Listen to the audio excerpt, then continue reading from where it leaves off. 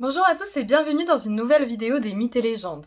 9 mois à peu près après le début de ma chaîne, je décide finalement de m'attaquer à une des plus grandes sagas que le cinéma a connues, un univers qui est adoré par des centaines de milliers de fans je suppose, Star Wars.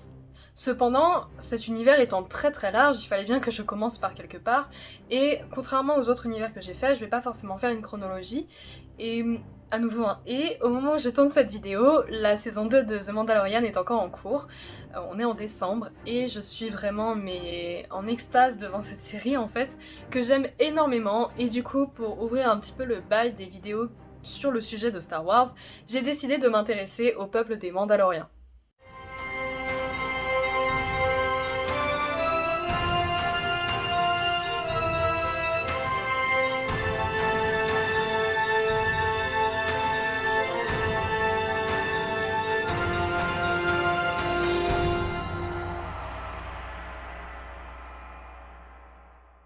Donc comme je disais un petit peu plus tôt dans la vidéo, cette vidéo elle aura pas pour but de donner un contexte à l'univers Star Wars parce que je vais un petit peu partir du principe que pour une grande partie des gens qui regardent mes vidéos, je suppose que vous avez au moins vu les films Star Wars et que vous êtes, disons pour ceux au maximum que vous adorez l'univers étendu, que vous le connaissez vraiment très très bien, pour ceux qui connaissent le moins, que vous savez au moins ce qu'est un Jedi.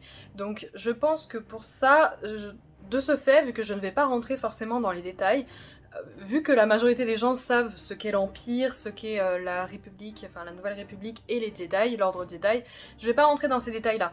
Par contre, si j'aborde certains aspects dans la vidéo qui vous semblent un petit peu abstraits ou un petit peu survolés, n'hésitez surtout pas à le dire en commentaire, comme ça je pourrais peut-être en faire les sujets d'une autre vidéo si je vois que ça intéresse plusieurs personnes.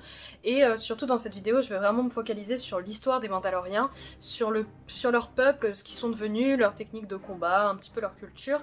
Donc voilà, j'espère que la vidéo vous intéressera et si vous voulez d'autres vidéos sur le sujet, n'hésitez pas à vous abonner.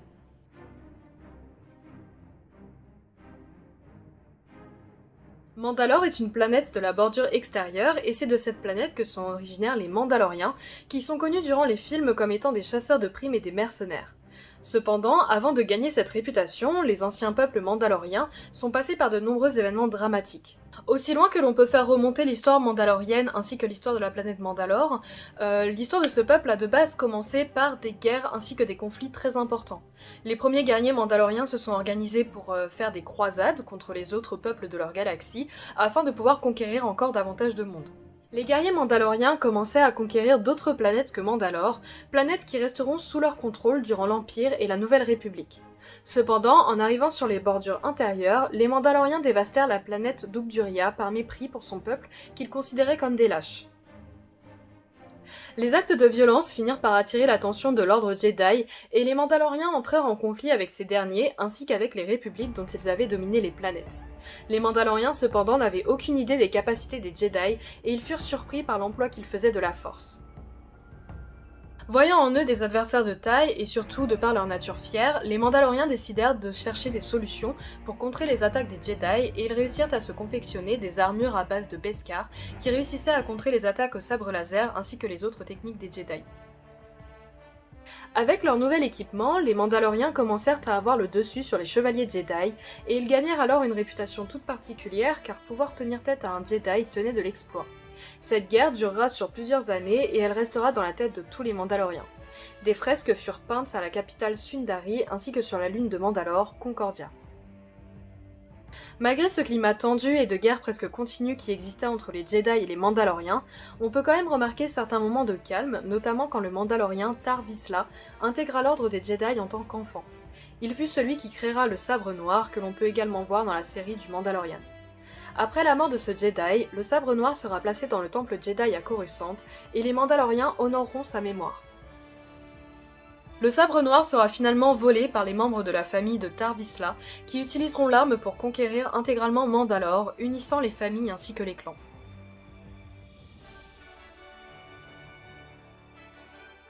Cependant, le tempérament guerrier des Mandaloriens prit rapidement le dessus et l'union ne dura que très peu.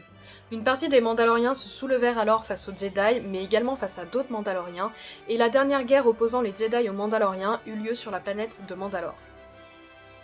Cette guerre causa un immense cataclysme qui ravagea tout sur son passage, rendant la planète stérile.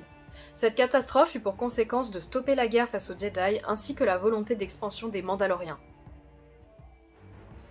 De par les nouvelles conditions de Mandalore, la planète était devenue inhabitable et les Mandaloriens durent s'adapter à ce nouveau climat. Ils construirent alors des villes sous des dômes gigantesques et d'autres Mandaloriens décidèrent d'aller s'installer sur les planètes qui avaient été précédemment conquises. Cependant, quelques années plus tard, une guerre civile éclata opposant les Mandaloriens qui souhaitaient voir restaurer leur passé glorieux et conquérant face aux Mandaloriens qui souhaitaient voir leur monde devenir plutôt un monde pacifiste, et cette deuxième branche des Mandaloriens était guidée par Satine Kryze. Le conflit se termina par la victoire de Satine qui devint la duchesse de Mandalore, et le clan adverse fut exilé sur la lune de Mandalore. Une partie de ces clans exilés formera alors la Death Watch, qui s'opposait au gouvernement actuel, et d'autres décidèrent simplement de quitter leur système pour devenir des mercenaires. Satine reconstruisit les dommages causés par la guerre civile. La femme tenait en horreur la violence de par tous les morts qu'elle avait vus et décida de mettre en place un gouvernement pacifiste dirigé par un conseil avec à sa tête un premier ministre.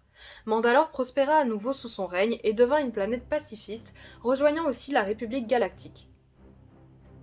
Durant la guerre des clones, Satine veilla à ce que son peuple reste neutre par rapport au conflit, au point de devenir chef du Conseil des systèmes neutres ainsi que sénatrice. Cependant, la Death Watch, elle, continuait à se développer sur Concordia dans le plus grand secret, faisant renaître l'ancienne culture mandalorienne.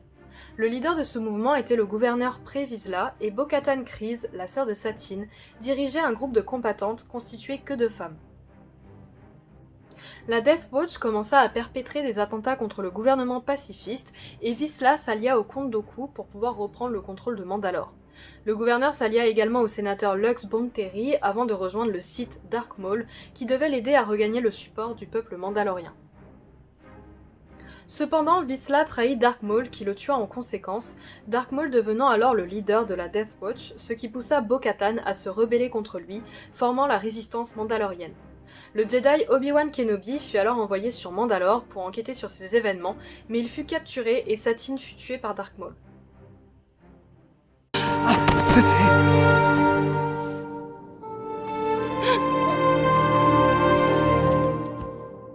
Obi-Wan Kenobi parvint quand même à s'échapper et il réussit également à prévenir la République galactique des agissements de Dark Maul sur Mandalore. Le chancelier suprême Palpatine, qui était en réalité le Sith Dark Sidious, fit capturer Dark Maul, mais les Mandaloriens qui soutenaient encore ce dernier lui furent fidèles et vinrent le libérer. Dark Maul perdit cependant le contrôle qu'il avait sur Mandalore. Bo-Katan devint alors la régente de la planète Mandalore, mais elle fut rapidement écartée par le clan Saxon, car elle ne souhaitait pas se soumettre à l'Empire ainsi qu'à l'empereur Palpatine.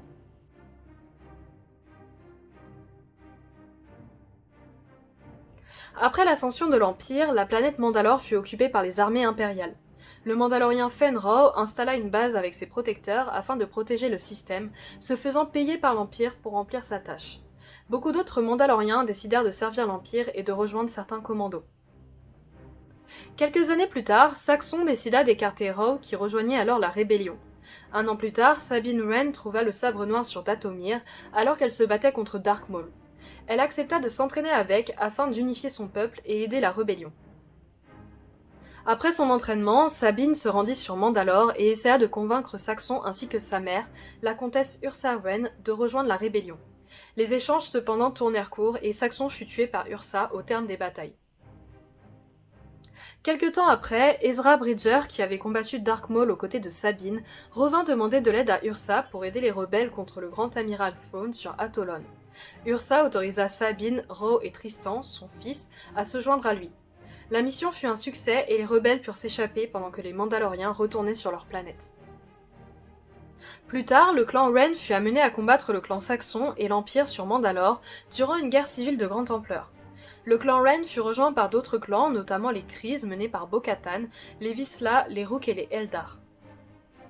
Sabine offrit à Bo-Katan le sabre noir, voyant en elle une leader potentielle, mais la femme refusa, ne pensant pas être la personne qu'il fallait, et surtout ne pensant pas être du même acabit que sa sœur. This belongs to you. I had my chance to rule and I failed.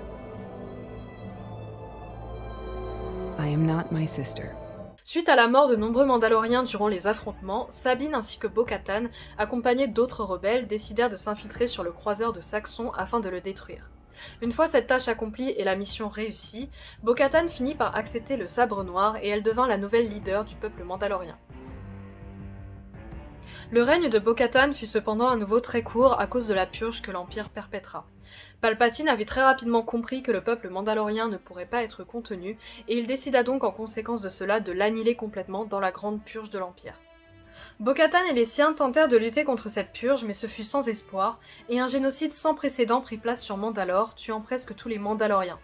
Bo-Katan réussit à s'en sortir, mais les survivants furent contraints de s'enfuir. L'Empire en profita pour voler les biens des Mandaloriens, notamment le Beskar, mais également le sabre noir qui fut récupéré par Moff Gideon. À la suite de ces événements, un groupe mandalorien appelé la tribu se forma, ce groupe pensant que Mandalore était maudit.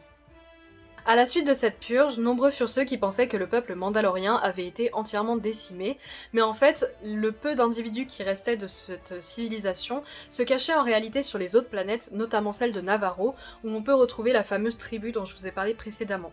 C'est également sur cette planète que l'on va rencontrer le fameux Mandalorien Din Djarin, qui est le héros de la série The Mandalorian, mais son histoire...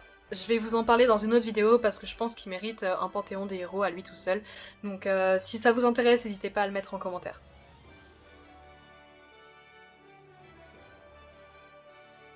Comme vous l'avez sûrement compris dans le début de la vidéo et toute l'histoire que je vous ai racontée sur les Mandaloriens, c'était un peuple très fier pour lequel l'honneur ainsi que le code avaient une place très importante.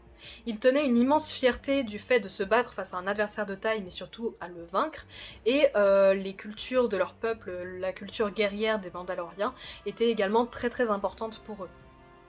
D'un point de vue politique, le système mandalorien était constitué comme une pyramide. En haut se trouvait le Mandalore, qui dirigeait la planète, accompagné de ses protecteurs qui assuraient son règne. En dessous se tenaient les factions politiques appelées maisons, qui étaient en réalité les différents clans mandaloriens. Par ailleurs, comme on peut le remarquer, les Mandaloriens sont majoritairement de la race humaine, cependant ce n'est pas un facteur obligatoire pour être considéré comme un Mandalorien. En effet, n'importe quelle espèce extraterrestre en dehors des humains peut être considérée comme Mandalorien à partir du moment où il respecte le credo mandalorien. I was not born on Mandalore. But you're a Mandalorian. Mandalorian isn't a race. It's a creed. Du point de vue du combat, les armures mandaloriennes étaient faites à base de Beskar. Ces armures étaient forgées par des armuriers mandaloriens qui respectaient des rites très particuliers durant la conception. Le Beskar pouvait également être forgé en armes comme par exemple des lances, et les Mandaloriens pouvaient aussi être équipés de jetpacks, de gantelets et de missiles. De par leurs nombreuses guerres face aux Jedi, les Mandaloriens avaient développé une technique de combat extrêmement particulière qui était vraiment très efficace, que ce soit en combat de mêlée, en combat rapproché et même au corps à corps. Par ailleurs, le sabre noir était devenu un objet qui était craint par énormément de personnes, notamment les Jedi, parce que par sa lame, notamment, de nombreux Jedi étaient morts. Merci à tous d'avoir regardé cette toute première vidéo sur Star Wars, qui est une vidéo qui aura beaucoup traîné, on va dire. Je sais que vous êtes... je pense qu'il y a beaucoup d'entre vous qui aimez Star Wars. C'est quand même une fanbase qui est très importante. Donc j'espère que d'avoir commencé cet univers en parlant des Mandaloriens, sans forcément entrer trop dans les détails, en parlant surtout de leur histoire, de leurs coutumes... De tous ces éléments-là, j'espère que ça vous a plu. Si vous avez des recommandations, n'hésitez pas à les mettre en commentaire. Si vous avez aimé la vidéo, pareil, indiquez-le en commentaire, avec un pouce, en vous abonnant, en partageant la vidéo. Et en attendant, moi je vous dis à la prochaine. Ciao!